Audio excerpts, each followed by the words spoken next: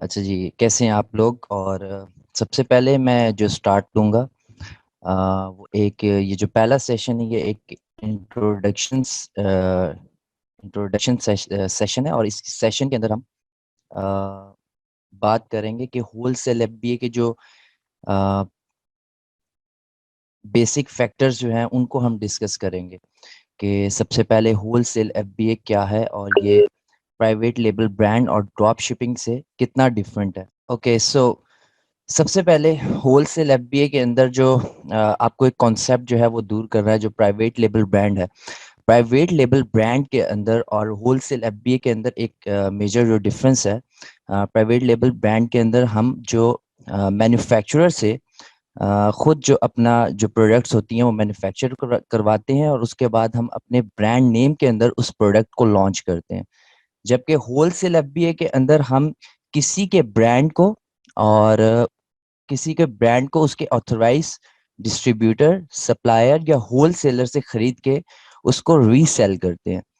और इसको आपने ड्रॉप शिपिंग के साथ बिल्कुल मैच नहीं करना, बिकॉज़ ड्रॉप शिपिंग के अंदर एक्चुअली हम कभी भी सप्लायर से इजाज़त नहीं लेते उस ब्रांड को सेल करने की। So this is the major difference in wholesale FBA. We have actually authorized supplier. हमारे पास उस ब्रांड का रीसेल सर्टिफिकेट होता है, उस ब्रांड के हमारे पास होलसेल इनवॉइस होती है और वो ब्रांड हमें खुद अलाउ करता है कि आप ये प्रोडक्ट्स जो हैं ये सेल कर सकते हैं। और हम कोई भी चीज़ रिटेल बाय नहीं करते किसी भी ऑनलाइन रिटेल स्टोर से, क्योंकि अमेज़न के अंदर अगर आप ड्रॉप शिपिंग अगर आप कर रहे हैं तो मोस्टली आपने सुना होगा कि बहुत सारे लोगों के जो अकाउंट्स होते हैं वो सस्पेंड हो जाते हैं।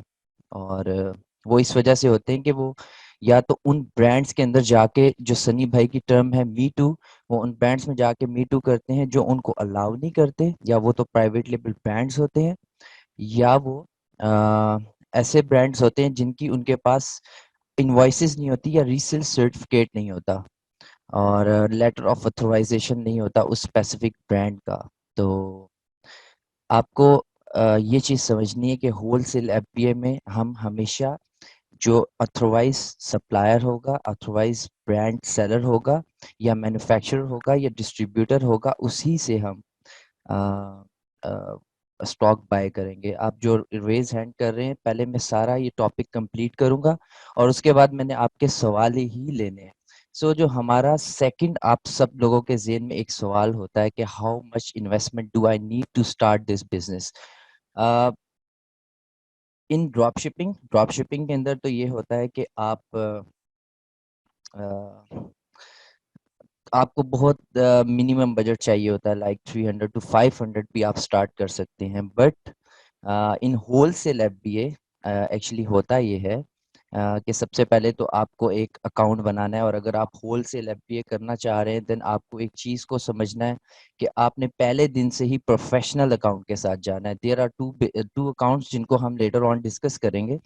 तो $40 तो पर मंथ उसका आपको एक्सपेंस अपने ज़हन में रखना है, और उसके बाद आप कोई भी ऐप्स यूज़ करते हैं, फॉर एग्जांपल जब हमें होलसेलर से पूरी इन्वेंट्री की शीट मिलेगी, तो वो हम शीट्स जो हैं वो कुछ डिफरेंट सॉफ्टवेयर्स के अंदर उसको स्कैन करते हैं और उसके बाद कुछ सॉफ्टवेयर्स हम बाय करते हैं। So you need to consider कि आपकी जो कॉस्ट होगी वो $50 to $100 पर मंथ होगी।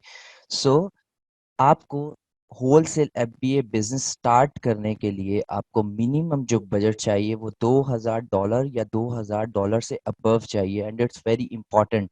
उसकी रीज़न ये है कि अक्सर आप होलसेल एफबीए के अंदर आप एक आइटम या दो आइटम्स नहीं बाय करते। वो रिटेल आर्बिट्राज के अंदर होता है, जहां हम किसी भी रिटेल स्टोर के अंदर जाके अपॉर्चुनिटी देखते हैं कि यार ओके, ये हम दो पीसेस उठा के बेच सकते हैं। होलसेल एफबीए के अंदर क्या पता आपका डिस्ट्रीब्यूटर ये उसने एक थ्रेशहोल्ड रखा हो कि आपने $500 की मिनिमम परचेज करनी है, तो मैं आपको ये कोई भी आइटम शिप करूंगा, या वो किसी भी आइटम या जो आपको पसंद आता है कि ओके इसके अगर मैं 5 पीसेस सेल करता हूँ या 5 पीस खरीदता हूँ, तो उसका मिनिमम जो थ्रेश होल्ड है आइटम्स का वो 50 आइटम्स हो।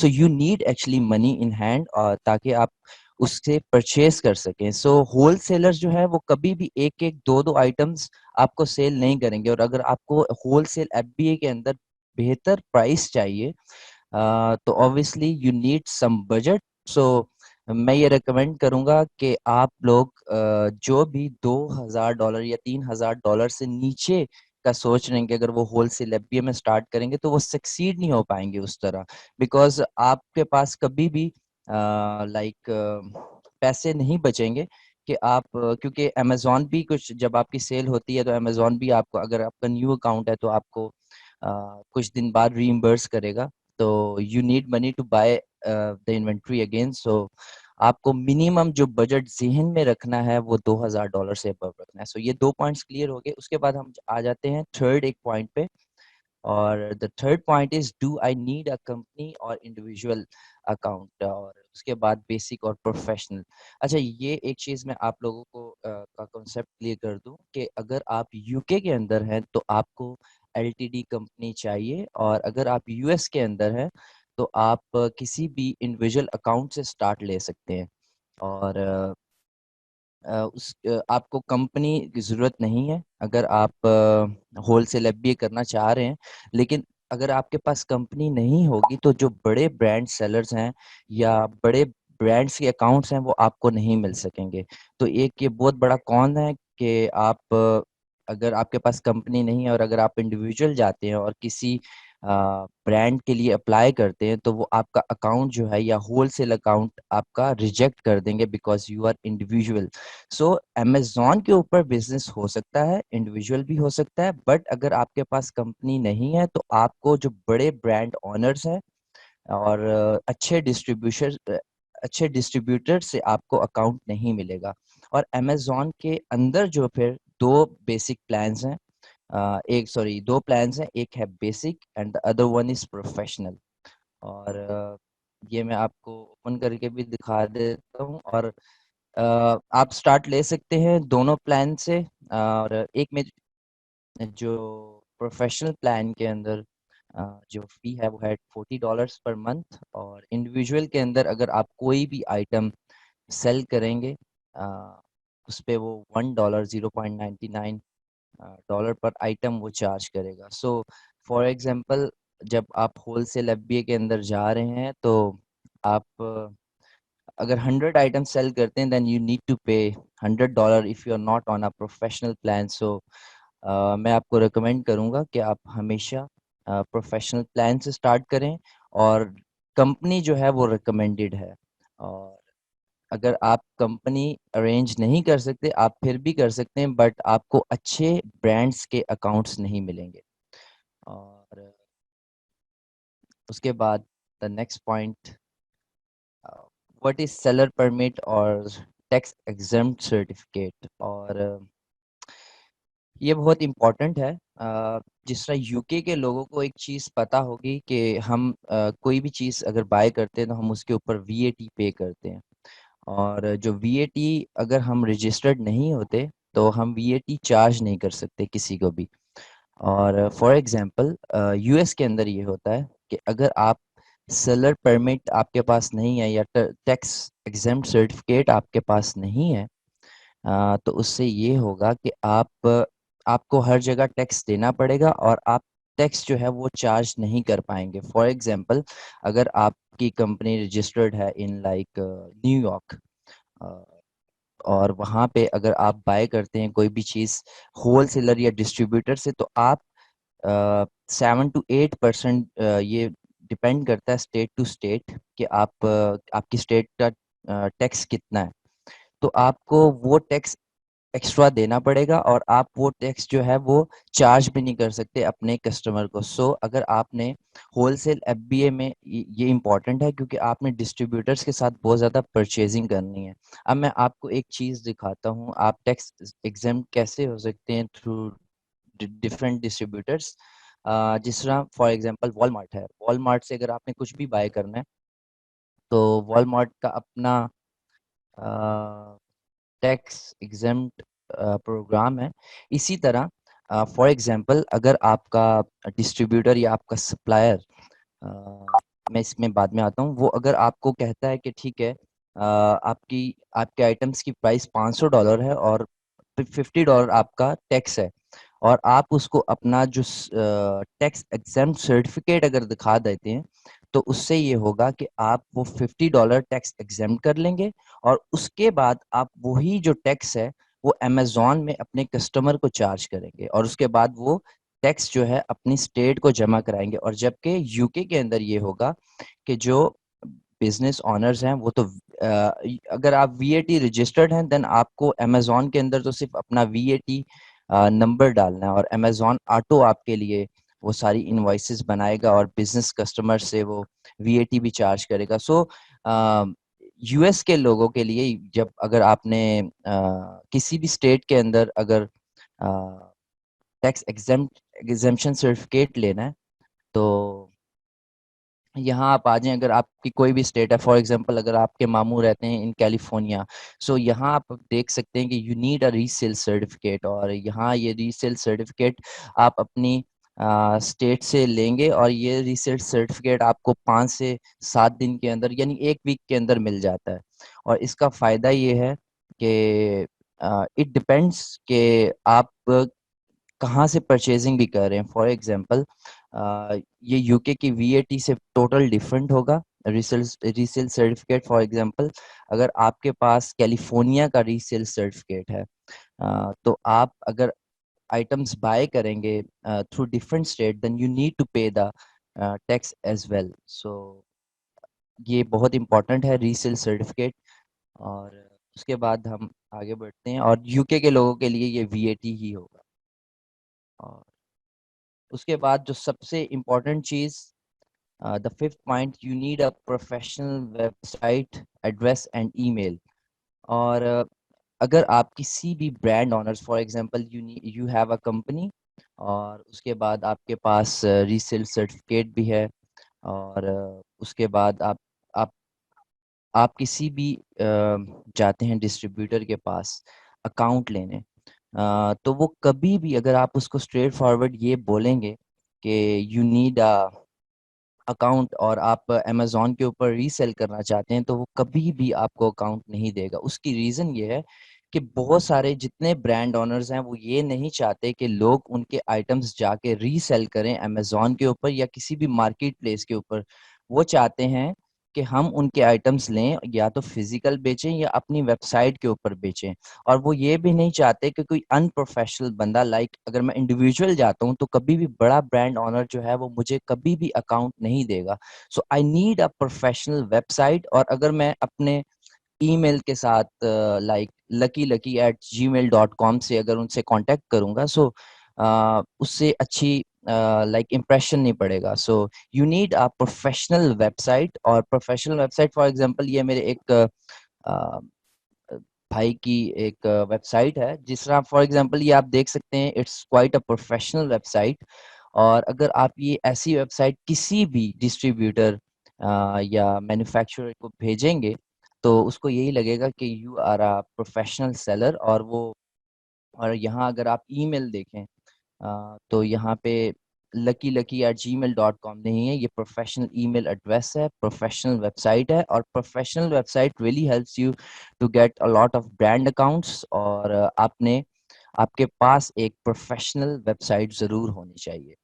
और उसके बाद अ, आगे बढ़ते हैं। The six point is, okay, ये सारे जितने अभी मैं सवाल कवर कर रहा हूँ, ये वो सवाल हैं जो सारे एक न्यू भी जो स्टार्ट करना चाह रहा है होलसेल एफबीए, उसके जहन में ये सवाल लाजमी होते हैं कि मुझे कितना आरओआई जो है वो एक्सपेक्ट करना चाहिए फ्रॉम होलसेल एफबीए, और मैंने अपने जो प्रॉफिट्स हैं वो कैसे कैलकुलेट करने हैं। सो जो आरओआई है वो हम ऐसे एक्सपेक्ट करते हैं कि हम कोई भी आइटम अगर हम होल सेल एफपीए कर रहे हैं, तो हम चाहते हैं, फॉर एग्जांपल मैं यहाँ पे जाता हूँ और एक आइटम जो है अमेजोन के ऊपर पिक करता हूँ, और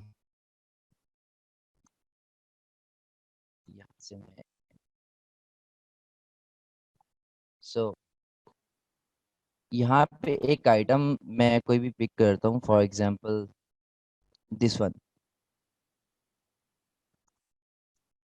ओके, सो अब यहाँ पे अगर मैं इसको आइटम को चेक करूँ तो हम सबसे पहले चेक करेंगे कीपा। दिस इज हीलियम, और हीलियम से हम हमेशा इसका बीएसआर चेक करते हैं, और बीएसआर जो है वो हम हमेशा 90 डेज का चेक करते हैं कि 90 डेज में इसका बीएसआर कितना रहा, और उसके ऊपर हम एज्यूम करते हैं कि ये प्रोडक्ट कितनी अच्छी सेल होगी अगर हम इसके कितने पीसेस बाय करते हैं। और and the second extension, the most famous one is Keepa. Keepa जो है वो हमें बताती है, अगर आपके पास फ्री कीपा है तो वो आपको सेल्स रैंक नहीं बताएगी, और सेल्स रैंक के लिए आप यूज कर सकते हैं helium 10।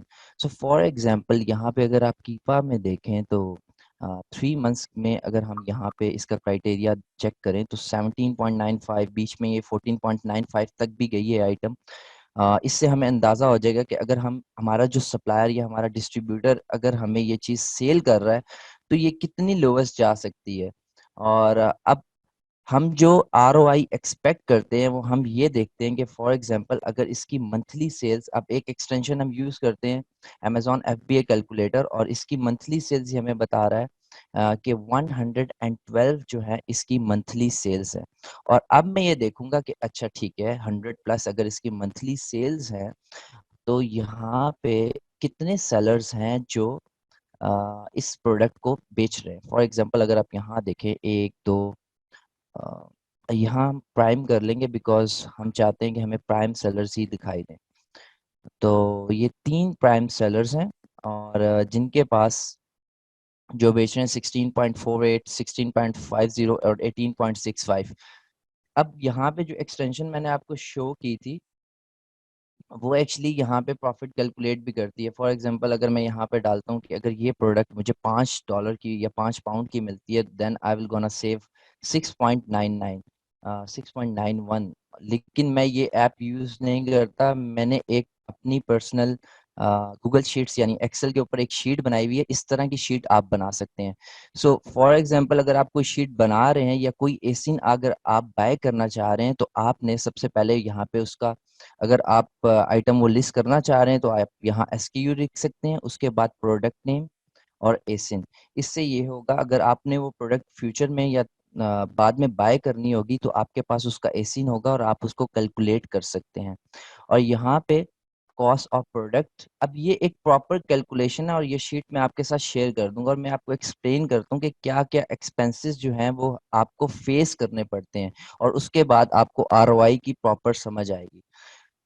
For example cost of product, अगर मुझे ये प्रोडक्ट जो मैं ये बाय कर रहा हूँ, मैं अगर इसकी एग्जाम्पल लेता हूँ कि अगर ये मुझे £4 की पड़ती है, और मैंने यहाँ पे अभी जब प्रॉफिट कैलकुलेटर के अंदर ये लिखा था तो यहाँ मैंने 5 लिखा था, और मैं यहाँ पे लिख देता हूँ 5 कि ये प्रोडक्ट मुझे मैं बाय करता हूँ इन $5।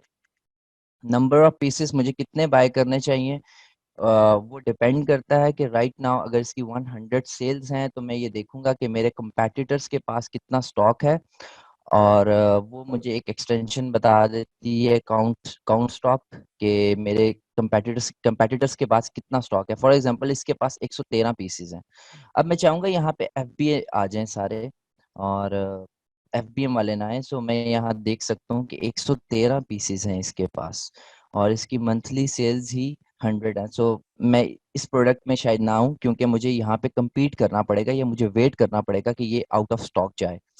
लेकिन for the sake of this video इसमें हम कैलकुलेट करते हैं प्रॉफिट्स को, और उसके बाद आप यहाँ पे आ जाएं, और $5 और नंबर ऑफ पीसेस, अगर मैं 5 पीसेस बाय कर रहा हूँ या 12 पीसेस बाय कर रहा हूँ तो ये कॉस्ट आ जाएगी $60। ये एक सिंपल सा फार्मूला है, और हर चीज़ जो मैं बाय कर रहा हूँ उसके ऊपर मुझे या तो वीएटी, अगर मैं यूके के अंदर मेरा बिजनेस है तो मुझे वीएटी पे करना है, बेशक मैं वैट रजिस्टर्ड हूँ। और उसके बाद प्रेप कॉस्ट, जो मेरी प्रेप होगी, जो भी प्रोडक्ट आप बाय करेंगे वो ऑब्वियसली प्रेप होगी, और प्रेप हो के वो अमेजोन में जाएगी, और उस प्रेप की एक कॉस्ट है। फॉर एग्जांपल अगर मेरा जो सप्लायर है वो मुझे इस प्रेप प्रोडक्ट को प्रेप करने के चार्ज करता है $1, जो मुझे वो वैसे चार्ज करता है 0.5, लाइक हाफ हाफ पाउंड मुझे चार्ज करता है, तो मैंने वो यहाँ पे प्राइस लिख दी। उसके बाद जो अमेजॉन शिपमेंट मुझे चार्ज करेगा फॉर इसमें लाइक जो मेरे प्रेप सेंटर से अमेजॉन के पास जब प्रोडक्ट जाएगी उसकी कॉस्ट, उसके बाद ये आ जाएगा ग्रैंड टोटल कि इन सारे एक्सपेंसेस के बाद मेरा जो ग्रैंड टोटल है वो क्या है। और उसके बाद सिंगल कॉस्ट ऑफ प्रोडक्ट। अब ये जितना लाइक इस सारे एक्सपेंस के बाद मुझे जो एक प्रोडक्ट पड़ रही है, जो मैं एज्यूम कर रहा था कि वो 5 पाउंड की है, वो 6.5 पाउंड से भी ज़्यादा जा चुकी है। उसके बाद मुझे फुलफिलमेंट फ़ी पे करनी है। फुलफिलमेंट फ़ी जो भी अमेज़न जो है इसको पिक, जब मुझे ऑर्डर आएगा वो उसको पिक पैक और शिप करेगा, वो फ़ी है। और उसके बाद रेफरल फ़ी जो होती है अमेज़न के ऊपर बेचने की फ़ी होती है।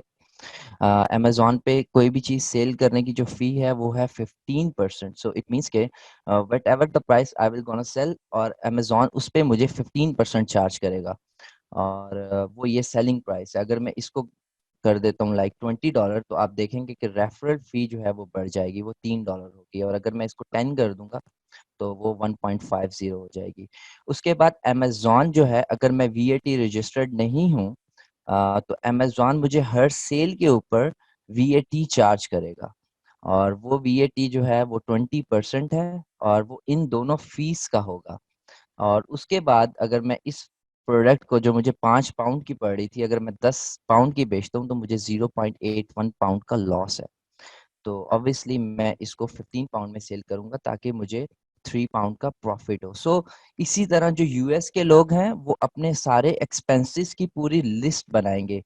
यूके के लोग हैं, यूके वाले, वो सारे वीएटी और सारे एक्सपेंसेस की इस तरह लिस्ट बनाएंगे ताकि उन्हें अंदाजा हो सके। आपने कभी भी किसी ऐप के ऊपर रिलाय नहीं करना। सो अब आ जाते हैं हम रिटर्न ऑन इन्वेस्टमेंट के ऊपर। तो अब अभी जब हम ये सॉफ्टवेयर यूज कर रहे थे तो यहाँ पे रिटर्न ऑन इन्वेस्टमेंट लिखा हुआ था 72% इसके ऊपर आ रहा है। तो मिनिमम हम जिस प्रोडक्ट के अंदर काम करते हैं हम देखते हैं कि मिनिमम उसके अंदर रिटर्न ऑन इन्वेस्टमेंट 10% to 20% होना चाहिए। अगर उसमें return on investment 10 to 20% with in 2 weeks या 3 वीक्स नहीं है, अगर आपने ये नहीं देखना कि अब यहाँ पे फॉर एग्जांपल इसकी 112 सेल्स ये मुझे शो कर रहा है, और अगर मैं ये प्रोडक्ट 4 की बाय करता हूँ, और मुझे पता है कि अगर मैं 100 पीसेस बाय करता हूँ तो ये अगर सेलर चला जाएगा आउट ऑफ स्टॉक तो मैं बेचने लग जाऊंगा। लेकिन आपने एक चीज को और भी देखना है कि मैं ये जो आइटम एफबीए जब करवाऊंगा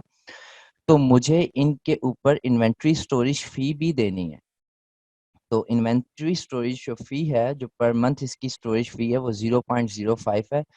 और ये फी मुझे हर आइटम के ऊपर पे करनी है। सो मुझे ये भी देखना है कि जो मैं रिटर्न ऑन इन्वेस्टमेंट कैलकुलेट कर रहा हूँ वो रिटर्न ऑन इन्वेस्टमेंट कितने दिनों की है। अ, तो हम इस तरह रिटर्न ऑन इन्वेस्टमेंट या कोई भी आइटम बाय करने से पहले ये चीज़ें, ये कैलकुलेशंस करते हैं कि हमने इसके कितने पीसेस बाय करने हैं। फॉर एग्जांपल अब ये 16.48 की सेल हो रही है, तो मुझे पता है कि ये मैं अगर 5 पाउंड की ये आइटम बाय करूंगा तो 16.48 पे मैं $4.5 या 4.5 पाउंड जो है 4.5 पाउंड्स में सेव करूं। तो अगर मैं इसके 12 पीसेस बाय करूंगा तो मैं उसको अंडर कट करके जो मेरा कंपेटिटर है उसको मैं सेल कर सकता हूँ। सो ये भी एक ये मुझे देखना है कि ये जो 12 पीसेस हैं ये मैं कितने दिनों में इसको डबल कर सकता हूँ इस इन्वेस्टमेंट को। और अगर मुझे यहाँ पे इस प्रोडक्ट की कॉस्ट ही $10 पड़ रही है, तो और मैं अपने जो एग्जिस्टिंग जो मेरा सेलर है और कीपा के अंदर भी मैं देखता हूँ कि मैं इस प्राइस को बीट नहीं कर सकता, तो मैं कभी भी इस प्राइस इसके ज्यादा पीसेस या ये आइटम जो है वो बाय नहीं करूंगा।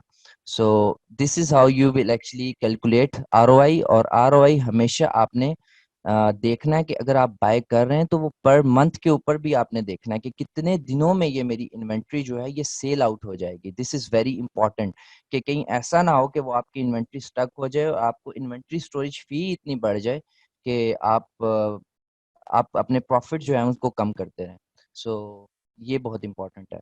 और आपने हमेशा 10 to 20% जो है इससे अबव ही काम करना है। ड्रॉप शिपिंग में होता है कि हम बहुत ही लीस्ट चले जाते हैं, हम 5% पे भी काम करते हैं। सो होलसेल एफबीए में हम क्या करते हैं, लाइक हम पैसे दे के प्रोडक्ट्स बाय कर रहे हैं, तो हम एक्सपेक्ट करते हैं कि ये फास्ट सेलिंग प्रोडक्ट्स हों, और जितनी फास्ट होंगी उतना फास्ट हम बिजनेस करेंगे और उतना हमारा जो प्रॉफिट है वो बढ़ सकता है।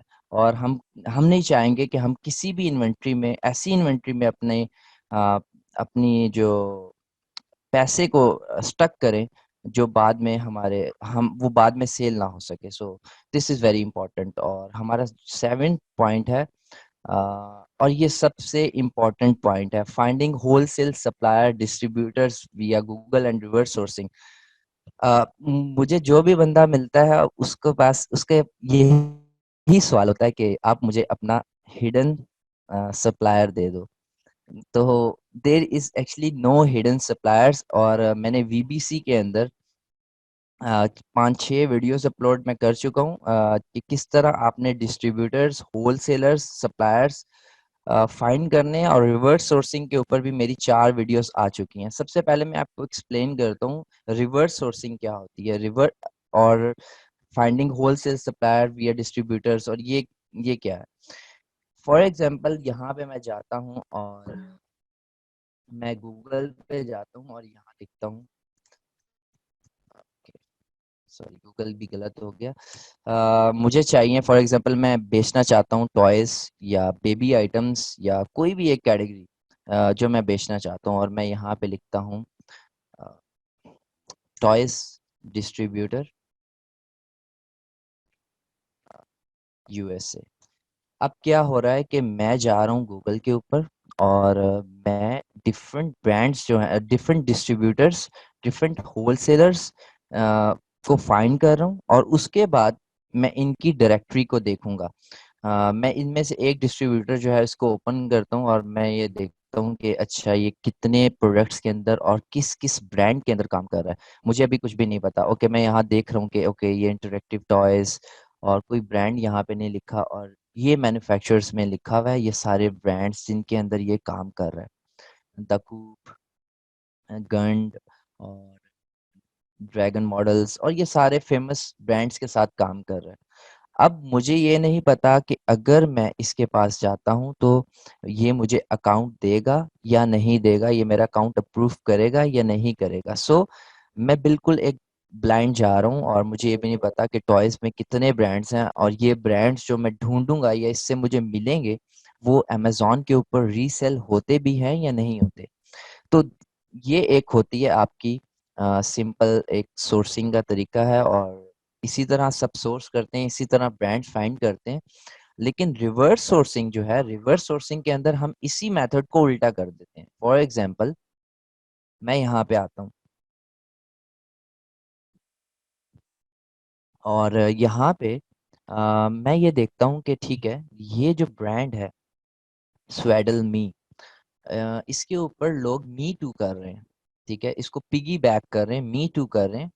तो मैं यहाँ जाता हूँ और इसकी प्राइस हिस्ट्री देखता हूँ और सब कुछ देखता हूँ। अब ये कैसे मैंने ढूंढा, इट डजेंट मैटर, ये पूरी वीडियोस हैं ही बीबीसी के ऊपर, या मैंने आगे कवर भी करना है। सो आपने जस्ट एग्जांपल को पिक करना है यहाँ पे, और यहाँ पे 8 न्यू सेलर्स हैं, और 8 न्यू सेलर्स में अगर आप देखें, इस बंदे ने भी मी टू किया हुआ है, इसने भी मी टू किया हुआ है, इसने भी मी टू किया, इसने, ये तो अमेजोन है, ठीक है, अमेजोन कर सकता है।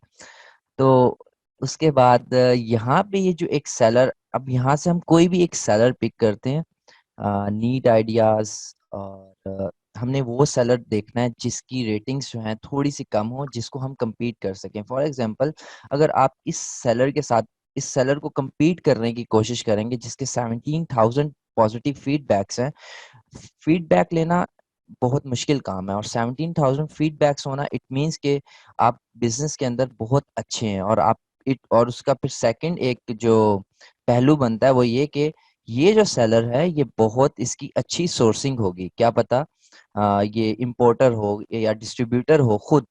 तो हम ऐसा सेलर पिक करते हैं जो थोड़ा सा कमजोर हो, और या थोड़ा सा नया हो, ताकि हम वो जो ब्रांड सोर्स कर रहा है वो ब्रांड्स हम भी सोर्स कर सकें। कर सकें। सो यहाँ पे मुझे इस ब्रांड के अंदर अगर मैं बेबी आइटम्स ही बेचना चाहता हूँ तो ये क्यूट बेबी एंजल्स और इसके 752 टोटल फीडबैक्स हैं, तो मैं ये सेलर जो है इसको पिक कर लेता हूँ।